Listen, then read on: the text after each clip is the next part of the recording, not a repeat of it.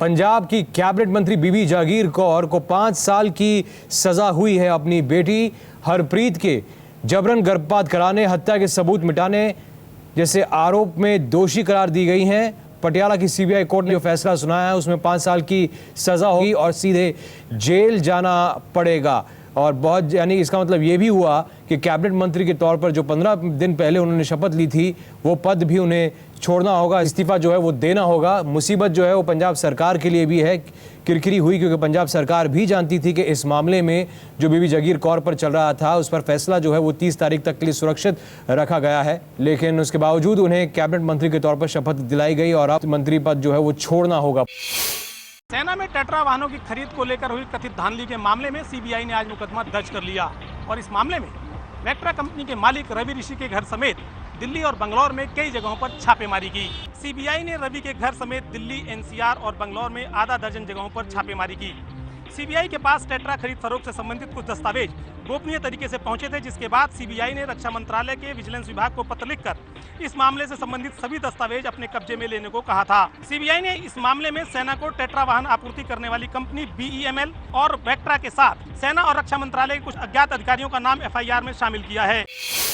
Team अन्ना के अहम सदस्य अरविंद केजरीवाल ने संसद के विशेषाधिकार हनन के नोटिस का जवाब देते हुए एक बार फिर 162 सांसदों पर सवाल उठाया है। हालांकि अरविंद केजरीवाल ने कहा कि उन्होंने संसद का अपमान नहीं किया है। मैं इस बात का पूरी तरह खंडन करता हूं कि मैंने अपने शब्दों या किसी कार्य से संसद का अपमान किया है। आए दिन अपने कृत्यों से अथवा अपने शब्दों से संसद के अंदर बैठे कुछ लोग अपमानित कर रहे हैं। केजरीवाल ने कहा संसद उन्हें एक बार व्यक्तिगत तौर पर अपनी बात कहने का मौका दे। यदि आप मुझे अपने कानून के तहत दोषी पाएं तो मेरा आपसे निवेदन है कि सजा सुनाने से पहले मुझे व्यक्तिगत रूप से उपस्थित होकर अपनी बात कहने का मौका जरूर मिलना चाहिए। राज्यसभा में आज ड्रीम गर्ल हेमा मालिनी का आखिरी दिन था। पिछले 7 सालों से बीजेपी की तरफ से राज्यसभा में सांसद रही हेमा मालिनी अपनी विदाई के मौके पर काफी भावुक नजर आईं। With a heavy heart I am leaving today. Nothing is permanent in this life. So is this seat. I know, but one gets very attached and attracted towards this. I must say that I was very happy here.